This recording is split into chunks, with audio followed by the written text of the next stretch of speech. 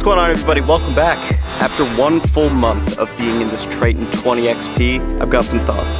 Some things I absolutely love, and a couple things I didn't expect.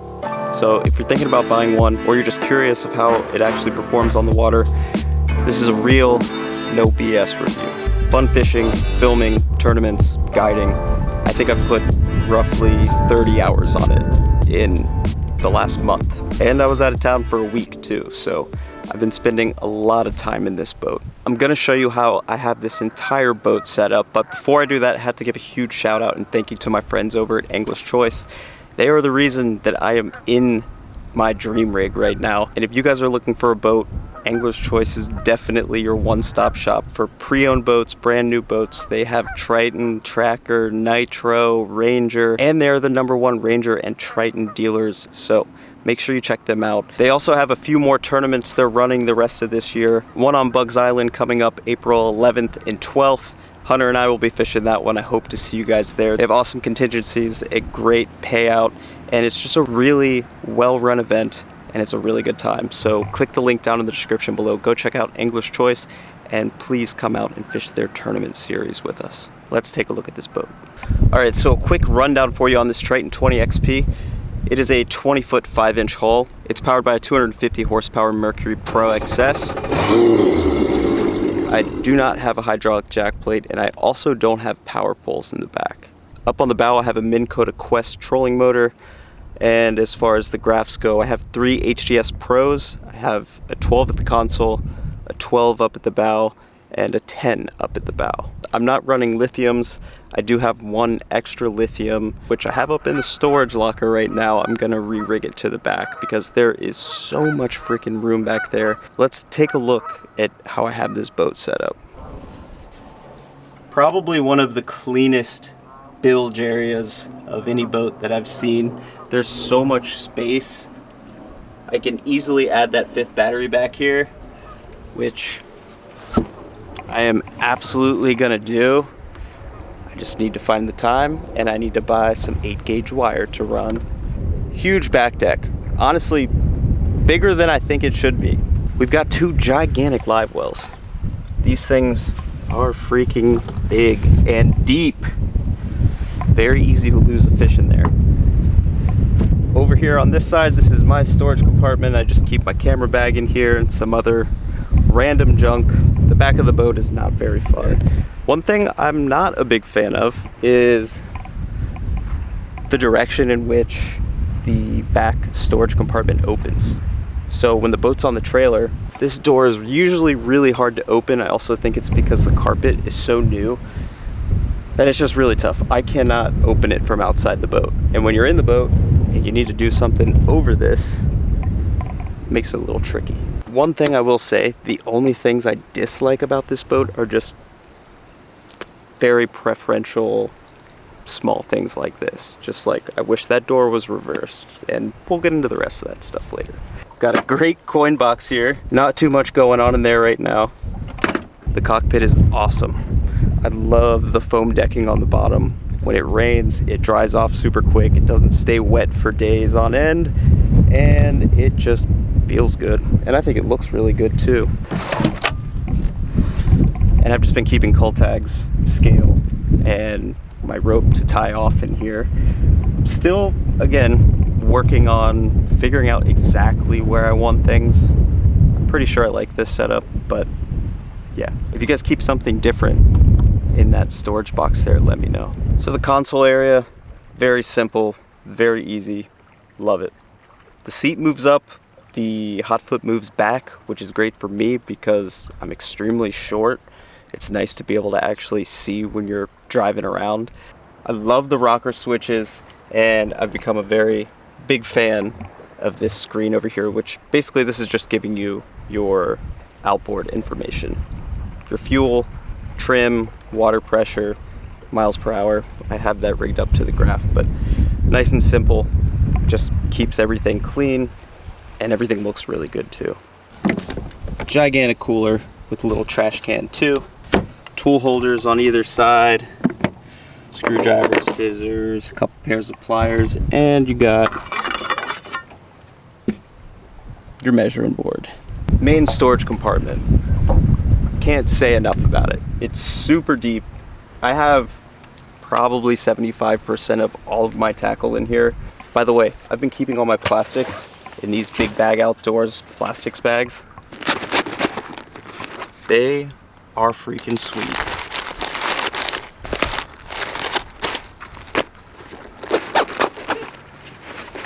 Need to label them, but go check out the Big Bag Outdoors soft plastics bag. If you get one of these in the next 5 or 6 days, you are automatically entered to win 2 boats. They're giving away a bullet, and they're also giving away a Nitro 20 XL. I'm gonna leave a link down in the description below for these guys as well. I think what they're doing is super cool, and on top of that, they make some really great products like this. So go check them out if you want to look organized like this, which is very rare for me, but thanks to Big Bag Outdoors, this is what we're working with. 10 rods in here right now. I'm gonna put these other 6 in here when I go home, and honestly, there's room for more. You could probably fit 30 rods, maybe probably more than that if you organized it well. I'm a huge fan of having that open front for the rod ends just to slide up in. There's 2 steps here on the back that hold the rods up so they're not completely banging into each other. Compared to the sectional rod tubes that the Ranger had, I would take this every single time. It's so much faster. I feel like it's not beating the rods up as much. It's just the way to go. So I told you I rewired the graphs. They're on their own fuse blade box, running to this 100 amp hour, which is almost dead. So I have a second. Gonna clean all this up and move it to the back. And then I've got life jackets, throw cushion, seat post, some random stuff in that Yeti bag. And that's about it. Plenty of space. And if I organize this a little bit better, I don't know. Boat's just gonna feel empty. It's gotta be a little messy. Let's keep working our way up front. This is a really cool day box, which I haven't put to full use yet. I've just got some Big Bag Outdoors secret sauce scent and some chartreuse garlic spike it. Also just a graph cleaner. I actually had to switch these graphs around. Came from Angler's Choice with the 12-inch down here and the 10-inch up top, but I feel like having the graph that you're looking at your forward-facing sonar up front is a little bit better on the neck. Just a little bit easier to see. I like it. I'm also extremely happy that this Quest cable coming off of there fits between these perfectly. The Quest has been great. It's super quiet, super powerful. I really like the foot pedal. I have absolutely 0 problems with it, and I've been running it pretty hard over the last month. I've also switched over from Garmin LiveScope over to Lowrance Active Target, and I've had a ton of you guys ask me questions about it. I'll give you a quick answer. I think the Lowrance Active Target 2 is great. I have no issues seeing fish. I have no issues seeing my bait. It looks super clean, and there are some differences between the LiveScope and the Active Target, but I don't think that having this setup will hinder my fishing at all. If you want a more in-depth review on that, leave a comment down below and let me know. The fishability of this boat is awesome. It feels just like the Ranger did. It has a really wide beam, so it never feels unstable even with 3 people in the boat. And the front deck is plenty big for 2 people to fish off of. Something else that I think makes this boat feel even bigger is that it's a single console. This one definitely feels more open. You've got more space to kind of move around, and it feels just as big, if not bigger, than the Ranger. It's also a little bit lighter and smaller, so the maneuverability of it is awesome. I can get into the super skinny stuff, I can fish out deep, and the boat performs as it should, and it just feels great. All right, so I know some of you are waiting for the real answer. How fast is this thing? So top speed that I've gotten it is 78.7. I haven't had it in super rough water yet, but I have had it in some decent chop and rollers. I think the bow lift on this boat helps so much because even when you're in that chop, basically you're able to ride on top of the waves, and I had a hard time understanding what that really meant, especially when I was driving the Ranger because that thing was a lead sled. But with this, it's like you're able to get up on top of the waves and it truly cushions the top of each and every roller that's coming. I almost forgot one of my favorite things. This net holder, this slot behind the seat, genius. I think that is the best place, hands down, for the net storage. Let's go over a couple of small things that I've noticed that I can't really even say I don't like. It's just kind of funny design-wise. One is gonna be the console. If you're out and it's raining real hard, there's no drainage up on the ledges of that console. So water pulls there pretty heavily, and when you go to take off, it just all ends up in your lap, which isn't that big of a deal. Could probably fix it with a really small drill bit and just drilling 2 small holes there. The second one is also another drainage thing. This cup holder up front, next to that tool holder, that has no hole in the bottom. So the first day I really fished in this boat, it was pouring down at Lake Wiley, and yeah, that thing was completely full, and as was the console. Both of those probably super easy fixes, just small drill bit and just drill a small hole. I'm sure both would be perfectly fine. And final thing is the cup holder over here on the right. This one has a hole in it so it drains, but if you have a big water bottle or a monster can, when you put it in gear, you have to move the gear shifter up to a certain spot so you can actually access it. So if you're like just cruising around and you want to take a sip of something, you have to move things out of the way just to grab it. Again, not a big deal, not a huge deal by any means, just small, silly stuff that I've noticed. Other than that, I think that's just about it. I still haven't shared one of my favorite things about this boat with you guys, but we're gonna get into that in a minute. Let's run this boat around a little bit.